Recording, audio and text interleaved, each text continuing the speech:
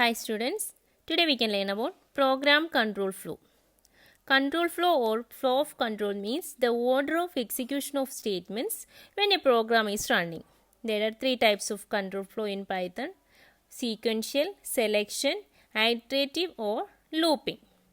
Sequential statements are executed in a sequential order or in a linear fashion, that is one after another. That means statement 1 will be executed first, followed by second, and then the statement 3. So this is the sequential flow. Next, selection. Selection statements are also known as decision making statements or branching statements. These selection statements are used to select a part of the program to be executed based on a condition. If the test condition evaluates to true, then the true block statement will be executed. If it is false, then this false block statement will be executed. Next, iterative or looping. Iterative statements are also known as looping statements or repetitive statements. Here, the body of the loop will be executed until the text expression evaluates to true. Okay. Next, we can go through the details section. First is selection statements or decision making statements. These decision making statements are used to control the flow of execution of program depending on condition, that is order of execution of programs or statements based on conditions. There are four types of decision making statements. First, if statement. Second, if else statement. Third, if else statement. Fourth, nested if else statement. First is if statement, which is the easiest method of selection statement or decision making statement. Here the syntax is if condition, then statement 1 up to statement n. Here if is a keyword followed by a condition ends with the colon. These statements are the body of the if statement. Here the body of the if statement will be placed inside the indentation. Indentation means tab or for space. So the body of if statement should be placed inside the for space. Okay. Here the body of if statement will be executed only if the condition is true. If the condition is false, what happens? Then the body will not be executed. Okay. Now we can check one example. Write a Python program to check whether a person is eligible to vote. This program takes age as an input from the user. Here, age is a variable name.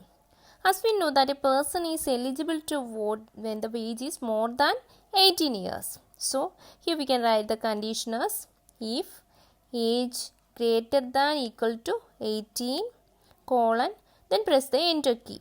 You can see here the auto indentation. That is, when I press the enter key, automatically cursor is placed after the for space. Here we can write the body of if statement, that is print eligible to vote. Eligible to vote.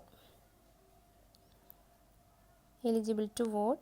Then I am going to write one statement outside the if block. That is, you have to press the backspace. Then you can write print outside of if statement.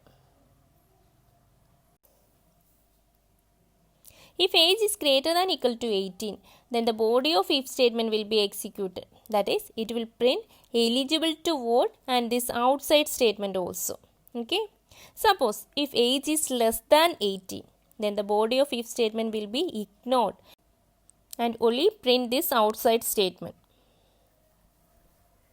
Now we can execute this program.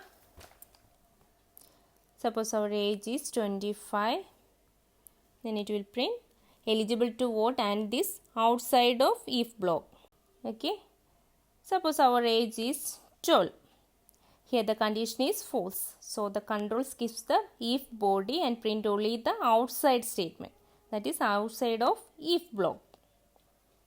Hope it's clear for you. So in this if statement, if the condition is true, it will execute block of statement. Otherwise control skips the statement inside the if block.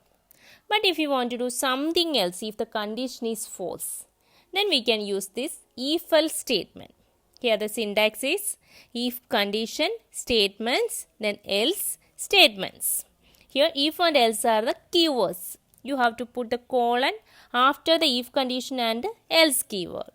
Then the statements intended inside the if statements are executed only if condition evaluates to true. Otherwise, statements following the else will be executed. Okay. Now we can check one example. Write a Python program to check whether the given number is even or odd. Here num is the variable name to store the number. As we know, if a number is exactly divisible by 2, then it's an even number. Otherwise, it's an odd number, right? In programming, how to check this? A number is exactly divisible by 2, that means remainder should be 0. So, we can write if num modulus 2 equal to 0, colon, then print num is even, then else, backspace, then write else, colon, print num is odd. Okay. Here we are checking when we divide this num by 2, the remainder is equal to 0 or not. If it is 0, then it will print even. Otherwise, it will print odd. Also, you have to notice this double equal to is used for equality checking. You know the single equal to sign is used for assignment purpose only. Okay. Now we can execute this program. Number 68. So it will print 68 is even.